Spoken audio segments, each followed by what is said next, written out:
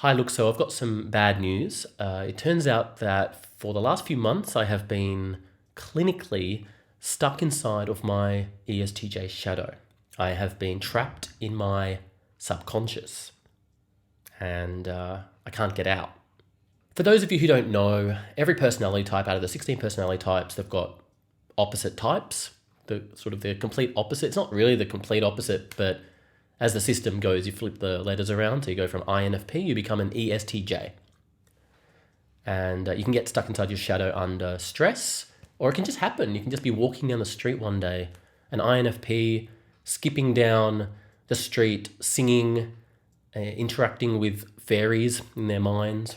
And then just out of the blue, like a bolt of lightning, you can just get transformed into an ESTJ.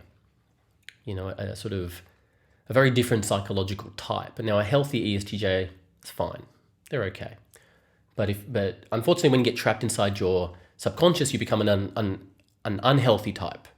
Very angry, domineering type, maybe, for example. So I guess the best way to describe what it's like to be stuck inside of your ESTJ shadow as an INFP personality type would be to watch Vampire's Kiss, which is this film starring Nicolas Cage from the late 80s. Nicolas Cage is an INFP personality type, and this is basically how my life has been actually for the last few weeks. Like, this is an example of me walking down the street. This would be an example of me interacting with someone. You can see that it's not a great place to be, and I'm hoping that by making these videos, one day I'll be free from this bubble that I'm in, this ESTJ shadow bubble, and I can be back to being an INFP. I can go back to drawing and creating stories and being non-confrontational and all of those good things that a healthier INFP. I wouldn't say I'm the most healthy INFP, to be honest, but I'm hoping at least I can get out of the shadow one day. You know, it's just hard.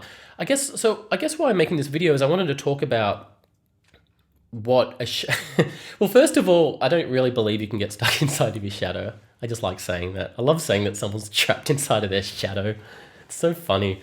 But I guess the reality is sometimes people out there will say that you need to... I've already made a video about this, why you should embrace your major functions. I think if you're an INFP, you shouldn't go around beating yourself up, wishing that you're an ESTJ. I do think that, though, that with every personality type, you can see them, if they're in a really bad way, I think you'll see them acting like a really bad version of their shadow type.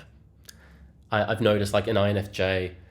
I think, you know, sometimes an INFJ will get really confrontational for no reason. At least when I was younger, my INFJ friends would kind of get confrontational for no reason. And they'd tell me they just want a bit of a fight. They just, because if they're depressed, it comes out in their ESTP shadow. They kind of want to get confrontational, you know, extroverted sensing, inferior for the INFJ. And another example might be an ENFP rather than an INFP. An ENFP in their shadow will get like overly organized and rigid, you know, acting a bit like a bad ISTJ, you know.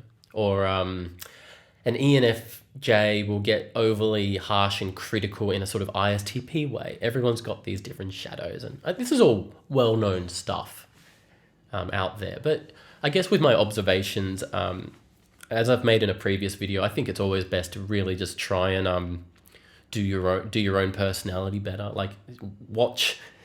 If you're an INFP struggling in life, I find it's easier to be inspired by a successful INFP than just trying to turn yourself into an ESTJ, which I would say is the surefirest. Is that a way? Surefirest? The easiest way to become miserable, actually, is to start being a bad version of your shadow. You don't want to do that. And basically on that note, I'll just leave it and I'll say that, you know, let me know in the comments if you've experienced being trapped inside of your shadow. Is that really a thing? Maybe it's a thing for a minute or two, you know? I'm not sure. But let me know in the comments your experience with this, and if I am indeed trapped inside my ESTJ shadow, and sometimes I think I might be. No, I'm not really. I'm trapped in my INFP ego. That's much worse in some ways. Nah, it's all right. I'm contradicting myself over and over again. That's how you know I'm an INFP.